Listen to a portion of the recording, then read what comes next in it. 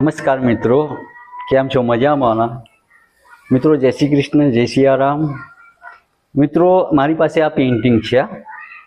એ painting હું હમણાં તમને નહીં બતાવીશ. મારે 2 મિનિટની જે વાર્તા છે, મીન્સ કે મારી જે જીવનમાં જે કંઈ ઘટના બની છે એને આધારિત મેં આ પેઇન્ટિંગ એક તૈયાર કરેલું છે કે જે મારા જીવનની અંદર મને જેણે સહાય કરી છે એવા એક ભગવાનનું આ પેઇન્ટિંગ બનાવેલું છે. તો હું એ પેઇન્ટિંગ બતાડવાનો છું, પણ એ પહેલાં મારે એમ કે 10/2/2026 મારા મિસિસ ઘણા બધા બીમાર હતા અને ઘણી બધી ટ્રીટમેન્ટો કરાવડાવી હતી, છતાં પણ એમને કંઈ એમ કે સારું નહોતું. તો ઘણા બધા ડૉક્ટરો કેવું કે હવે તો તમે એક કામ કરી દો, તો તમે અમદાવાદ સિવિલમાં પહોંચી જાઓ, ત્યાં આગળ તમને ખબર પડી જશે કે આ બેનને કયો પ્રોબ્લેમ છે. તો મિત્રો અમે મારા ભાઈ જીતુભાઈ, જે મારા ખાસ ફ્રેન્ડ છે, હું એને દિલથી ચાહું છું અને ઘણી વખત તમે વિડીયોમાં પણ તમે એ બે વ્યક્તિને જોયેલા હશે કે જીતુભાઈ એ ખરેખર એક આમ દિલથી ચાહનાર વ્યક્તિ છે અને મારા દિલની અંદર પણ એનું સ્થાન છે. તો રાત્રે મારા ઘરે આવ્યા અને મને કંઈક, રમેશભાઈ તમે સેજ પણ ગભરાશો નહીં, આપણે આ ભાભીને કાલે સવારે વહેલા ગાડી લઈ અને આપણે અમદાવાદ પહોંચી જઈશું. સવારે વહેલા ગાડી આવી, અમે ગાડીમાં લઈ અને અમે લોકો તરત જ સિવિલમાં પહોંચી ગયા. સિવિલની અંદર અમે દાખલ થયા. પછી ડૉક્ટરો જે અમને વાત કરી કે આ બેનનો આપણે એમઆરઆઈ કરાવડાવવું પડશે, સીટી સ્કેન કરાવડાવવું પડશે અને ત્યાર પછી જ અમને ટ્રીટમેન્ટ થશે. ઓલરેડી અમે બધું કરાવી દીધું. અમે બધા રિપોર્ટ જોયા અને એ રિપોર્ટ જોઈને અમને થોડોક ધ્રાસકો પડી ગયેલો હતો, કારણ કે મારા મિસિસને બ્રેન ટ્યુમર હતું અને તે વખતે એમણે એક રિપોર્ટ જે આપ્યો કે બેનને પોઝિટિવ છે. વાત તમે સમજી ગયા કે બ્રેન ટ્યુમર પોઝિટિવ જ્યારે આવે ત્યારે વ્યક્તિ જે પોતાનું જે અર્ધાંગનાને આવો પ્રોબ્લેમ હોય તો પોતાના પતિને કેટલી વેદના થતી હોય.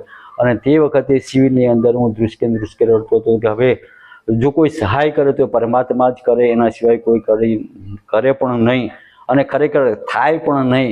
મનુષ્ય માત્ર કેવળ છે, એનાથી મનુષ્યથી કંઈ થતું નથી, પણ પરમાત્માની આપણા પર અપરંપાર કૃપા હોય, સદગુરુની કૃપા હોય, કોઈક વડીલોની કૃપા હોય, દેવી દેવતાઓની કૃપા હોય તો આ પીરિયડમાંથી તમે પાર પડી શકો છો.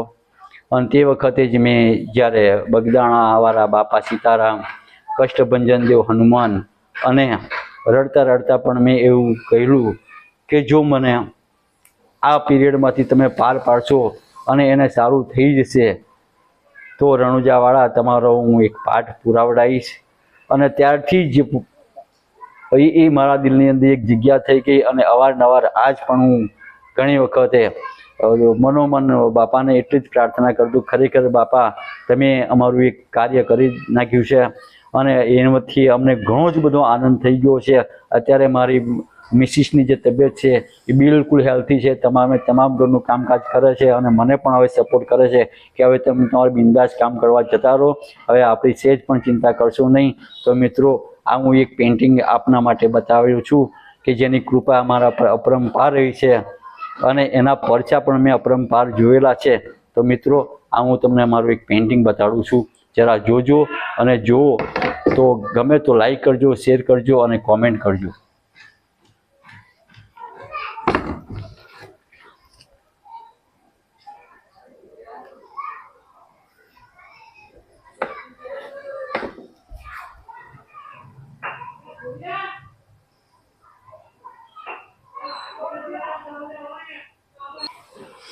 તો મિત્રો મારી આ વિડીયો, મારું આ પેઇન્ટિંગ આપને કેવું લાગ્યું અને આ બાપાના પરચા પણ આપણને કેવા લાગ્યા, તો આપણને જો આ વિડીયો ગમી હોય તો 2 મિત્રોને શેર કરજો, જેથી કરીને બાપાનો પ્રભાવ, બાપાની ભક્તિ વધે અને ઘોડાવાળાનું નામ પણ વધે.